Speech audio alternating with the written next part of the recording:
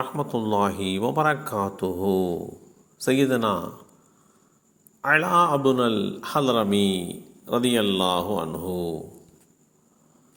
ஜாபிர் பின் அப்துல்லா ரதியல்லாஹு அன்ஹு அவர்கள் அறிவித்தார்கள், அல்லாஹுடைய தூதர் ஸல்லல்லாஹு அலைஹி வஸல்லம் அவர்கள் மறைவுக்கு பிறகு அபூபக்கர் ரதியல்லாஹு அன்ஹு அவர்களிடம் அலா அபுன் ஹலரமி ரதியல்லாஹு அன்ஹு அவர்களிடமிருந்து சிறிது செல்வம் வந்தது.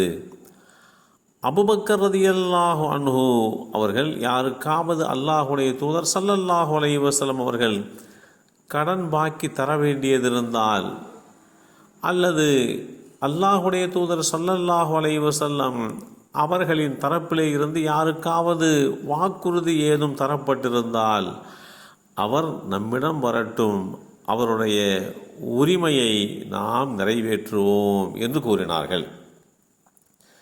இந்த செய்தி ஸஹீஹுல் புகாரியிலே 2683 என்ற எண்ணிலே பதிவு செய்யப்பட்டிருக்கிறது. மிஸ்வர் பின் மக்ரமா ரலியல்லாஹு அன்ஹு அவர்கள் அறிவித்தார்கள், அல்லாஹுடைய தூதர் ஸல்லல்லாஹு அலைஹி வஸல்லம் அவர்கள் பஹ்ரைன் வாசிகளுடன் சமாதான ஒப்பந்தம் செய்து அவர்களுக்கு அலா அபுனு அல் ஹலரமி ரதியல்லாஹு அன்ஹு அவர்களை தலைவராக ஆக்கியிருந்தார்கள். இந்த செய்தி ஸஹீஹுல் புகாரியிலே 4015 என்ற எண்ணிலே பதிவு செய்யப்பட்டிருக்கிறது. அல்லாஹுடைய தூதர் ஸல்லல்லாஹு அலைஹி வஸல்லம் அவர்களுக்கு வருகின்ற வேத வரிகளை எழுதுகின்ற ஒரு பாக்கியம் பெற்றவர் இந்த நபித்தோழர்.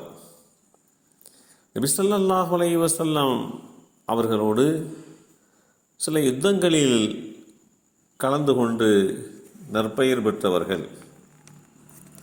மக்கா வெற்றிக்கு பின்பு ஏராளமான அரசர்களுக்கு எழுதப்பட்ட கடிதங்களுக்கு அந்த கடிதங்களை கொடுப்பதற்காக வேண்டி இந்த அலா அபுன் ஹலரமி ரதியல்லாஹு அன்ஹு அவர்கள் தேர்ந்தெடுக்கப்பட்டார்கள். நபி ஸல்லல்லாஹு அலைஹி வஸல்லம் அவர்களை ஏற்றுக்கொண்டதற்கு பின்பாக, அல்லாஹுடைய தூதராக ஏற்றுக்கொண்டதற்கு பின்பாக நபி ஸல்லல்லாஹு அலைஹி வஸல்லம் அவர்களே அந்நிய நாட்டு தூதராக இவர்களை தேர்ந்தெடுத்திருக்கிறார்கள் என்றால் இவர்களுடைய சிறப்பு தன்மை எப்படிப்பட்டது என்பதை நாம் சிந்திக்க கடமைப்பட்டிருக்கிறோம். தோற்றப்பொழிவு, மொழித்திறன், பேச்சுத்திறன், வீரம், நற்குணம், நளினம் உள்ளிட்ட தன்மைகளை கொண்டவர்களாகத்தான் இவர்கள் திகழ்ந்தார்கள்.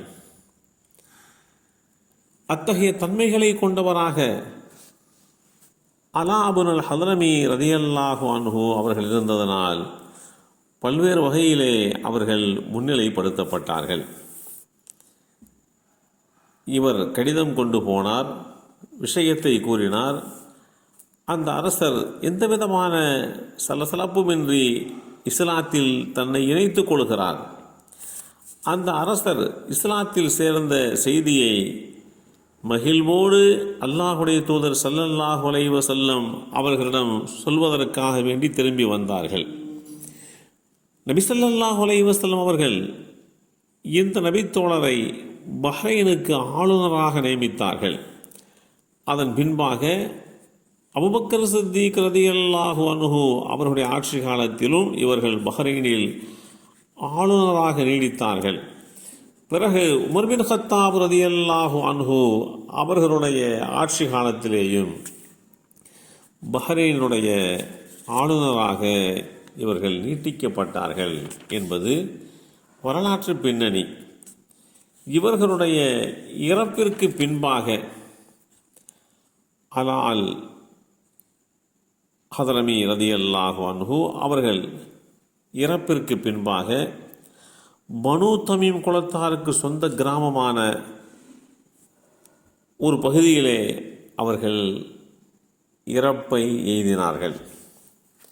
அவர்களுடைய உடல் நல்லடக்கம் செய்யப்படுவதற்காக வேண்டி இறுதி காரியங்கள் எல்லாம் நடைபெற்றதற்கு பின்பாக ஒரு குழி தோண்டப்பட்டது. அந்த குழிக்குள்ளே ஒரு பிள்ளை குழியும் தோண்டப்பட்டது.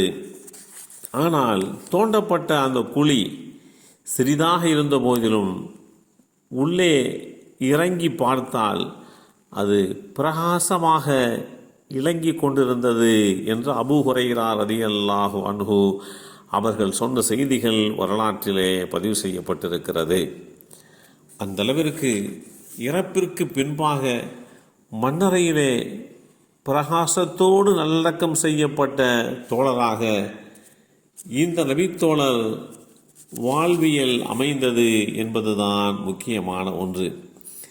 எல்லாம் வல்ல அல்லாஹு தஆலா சய்யிதுனா அலா அப்னல் ஹதரமி ரலியல்லாஹு அன்ஹு அவர்களுடைய வரலாற்று பின்னணியை புரிந்து கொள்கின்ற வாய்ப்பை நமக்கும் நம் சந்ததிகளுக்கும் வழங்கி அருள் புரிவானாக. அஸ்ஸலாமு அலைக்கும் வரஹ்மத்துல்லாஹி வபரகாத்துஹு.